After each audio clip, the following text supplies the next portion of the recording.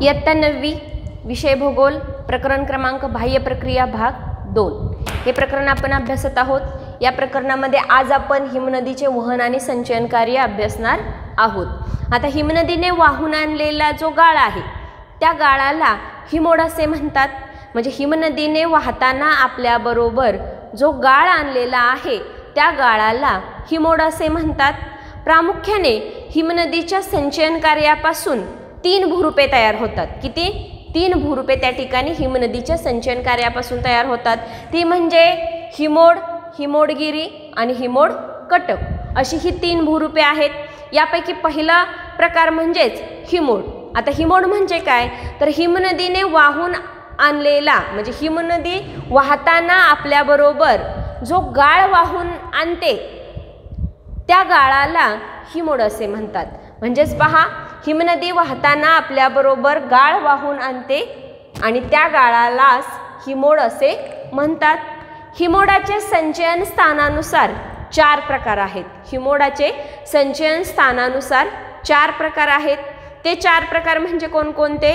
तर भूहिमोड, पार्श्वहिमोड, मध्यहिमोड आणि अंत्यहिमोड असे हे 4 प्रकार आहेत। पहा या ठिकाणी आहेत भूहिमोड, पार्श्वहिमोड, मध्यहिमोड आणि अंत्यहिमोड हे 4 प्रकार आहेत आणि या आकृतीच्या माध्यमातून आपण अभ्यासणार आहोत।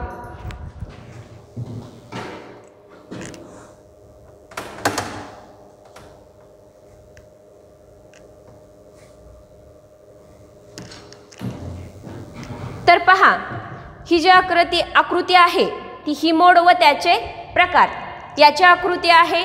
तर या आकृतीमध्ये आपल्याला हिमोडाचे जे 4 प्रकार आहेत ते 4 प्रकार या ठिकाणी दिलेले आहेत। प्रामुख्याने सुरुवातीला सांगते, ही एक हिमनदी आहे। या ठिकाणी या बाजूने एक हिमनदी आलेली आहे आणि या बाजूने एक हिमनदी आलेली आहे। तर 4 प्रकार कोणत्या ठिकाणी आहेत हे पाहूया। सुरुवातीचा आहे भूहिमोड। भूहिमोड कोणत्या ठिकाणी आहे? तर हिमनदीच्या तळाशी झालेल्या गाळाच्या संचयनाला भूहिमोड असे म्हणतात। म्हणजे हिमनदीच्या तळाकडील भागामध्ये ज्या ठिकाणी गाळाचं संचयन झालेलं आहे त्या ठिकाणी भूहिमोड असे म्हणतात। हिमनदीच्या काठाकडील बाजूला गाळाचं संचयन झालेलं आहे त्या हिमोडाला पार्श्वहिमोड असे म्हणतात। म्हणजे हिमनदी जेव्हा वाहत असते तेव्हा तिच्या तळाकडील आणि काठाकडे मोठ्या प्रमाणात गाळाचं संचयन होत असते आणि या ठिकाणी हिमनदीच्या तळाकडील बाजूला गाळाचं संचयन झालेलं आहे त्यामुळे त्याला भूहिमोड असं म्हणलेलं आहे। दुसरा म्हणजे हिमनदीच्या काठाकडील बाजूला हिमोडाचं संचयन झालेलं आहे त्यामुळे त्याला पार्श्वहिमोड असं म्हणलेलं आहे। आणि जेव्हा 2 हिमनद्या एकत्र येतात, पहा ही एक हिमनदी आहे, ही एक हिमनदी आहे, जेव्हा या दोन्ही हिमनद्या एकत्र येतात तेव्हा या दोन्ही हिमनद्यांच्या आतील जो भाग आहे तो आतील भाग हा एकत्र येतो आणि त्यापासून मुख्य हिमनदीमध्ये मध्य हिमोडाची निर्मिती होते। म्हणजे 2 हिमनद्यांच्या आतील काठाकडील जो पार्श्वहिमोड आहे तो पार्श्वहिमोड एकत्र येऊन मुख्य हिमनदीच्या मध्यभागी मध्य हिमोडाची निर्मिती होते, त्यालाच त्या ठिकाणी मध्य हिमोड असे म्हणतात। आणि अंत्यहिमोड म्हणजे काय? तर हिमनदीच्या अग्रभागी म्हणजे काय?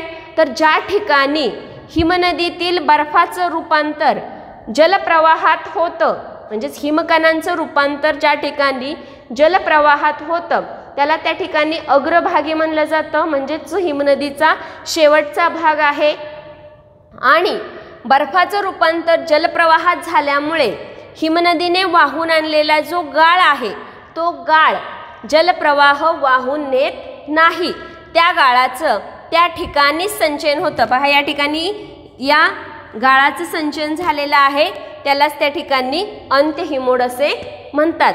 म्हणजेच हिमनदीच्या अग्रभागी ज्या ठिकाणी बर्फाचं रूपांतर पाण्यात होतं त्या ठिकाणी हिमनदीने वाहून आणलेल्या गाळाचं संचयन होतं त्यालाच अंत्यहिमोड असे म्हणतात। अशा प्रकारे हे 4 हिमोडाचे प्रकार आहे। भूहिमोड म्हणजे हिमनदीच्या तळाकडील भागामध्ये गाळाचं संचयन होते त्याला भूहिमोड असे म्हणतात। हिमनदीच्या काठाकडील भागामध्ये गाळाचं संचयन होते त्याला पार्श्व हिमोड म्हणतात.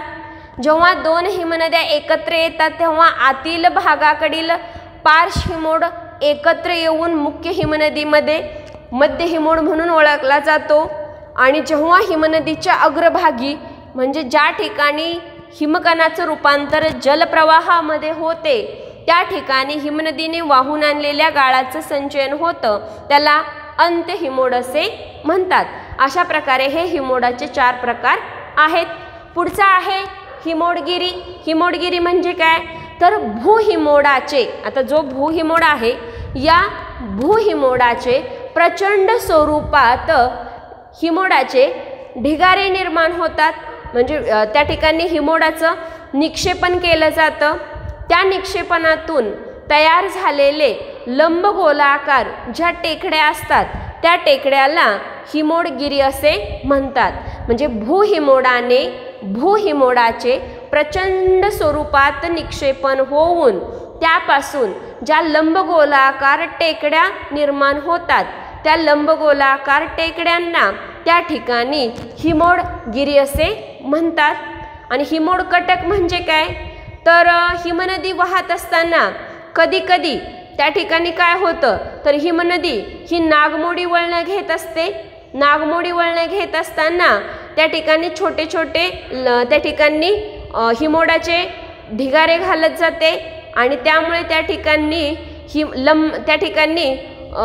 नागमोडी वळणं घेत असताना त्या ठिकाणी छोटे छोटे हिमोडाचे ढिगारे घालत गेल्यामुळे त्या ठिकाणी हिमोड कटकाची निर्मिती होत असते. त्या ठिकाणी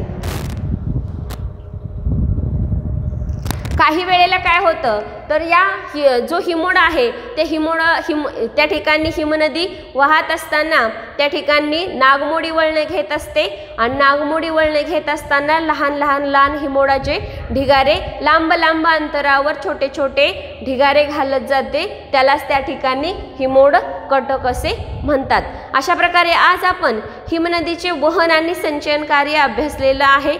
त्याच्यामध्ये हिमोडगिरी आणि हिमोडकटक हे 3 प्रकार म्हणजे हिमनदीच्या संचयन कार्यापासून तयार होणारी ही भूरूपे आज आपण अभ्यासलेली आहेत.